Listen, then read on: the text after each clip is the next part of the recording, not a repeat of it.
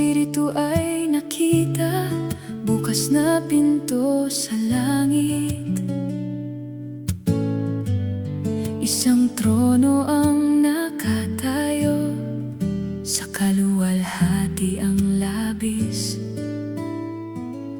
Walang iba, walang katulad, iisa ang nakaluklok, hari ng lahat ng nilalang, sa pinakamataas na rurok.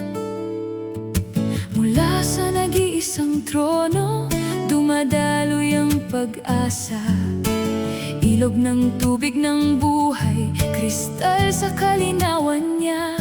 Trono ng Diyos at ng Kordero, iisang upuan ng kapangyarihan. Dito nagmumula ang buhay at walang hanggang kaligtasan. Iisa ang trono sa langit, walang kahati ang hari, ang Diyos na walang simula. Sa Kordero ay nananatili, sapagkat si Jesus ang Kordero, ang hayag na larawan ng Ama. Nang siya ay maging hain, ang Diyos ay nakita sa Kanya. Kay Jesus ang pagpapatira pa, kay Jesus ang korona, ang trono ng Diyos at ng Kordero ay iisa.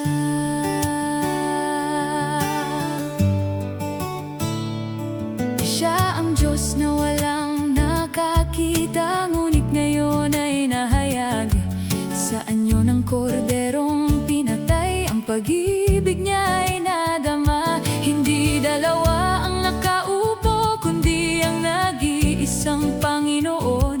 Ang Kordero sa gitna ng trono, siyang tanging naroon.